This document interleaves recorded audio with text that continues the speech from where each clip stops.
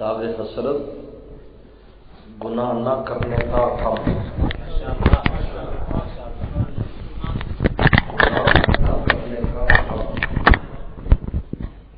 دل چاہتا ہے گناہ کریں، آپ نے اللہ کے لیے نہیں کیا تو آپ کو غم ہوگا، ساری دنیا کر رہی میں نہیں کر رہا.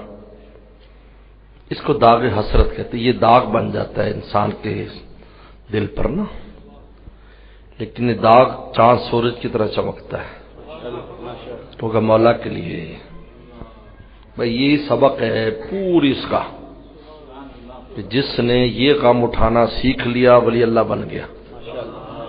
اب آپ دیکھ لیں، اشغال، لمبی چوڑی تسبیحات، لمبی چوڑی عبادات سے ولی اللہ نہیں بنتا. ولی اللہ بنتا ہے تقوی سے. تقوی نام ہے داغ حسرت کا، کیونکہ نفس کو عبادت کی بھی عادت پڑ جاتی ہے لیکن گناہ چھوڑنے کی عادت نہیں پڑتی.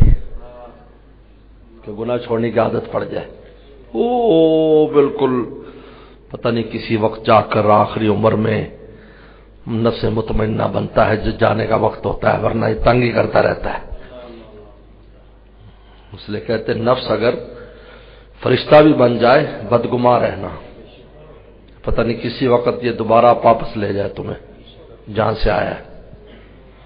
ٹھیک ہے نا؟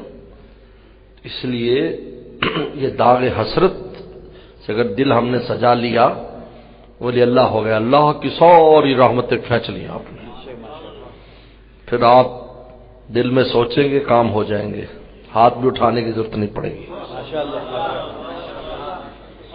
یہ بات اہم ہے. میرے حضرت کا یہ کلام بہت قیمتی کلام ہے. جب یہ کلام پڑھا جاتا ہے یا حضرت کا کوئی کلام تو پھر وہ دور مجھے یاد آتا ہے جب حضرت کی موجودگی میں پڑھا گیا تھا. وہ منظر میرے سامنے رہتا ہے الحمدللہ کہ کلام کس موقع پر پڑھا گیا اور حضرت کی کیا کیفیت تھی. اللہ کا شکر ہے. ابھی آپ سے ٹھیک ہے ماشاءاللہ.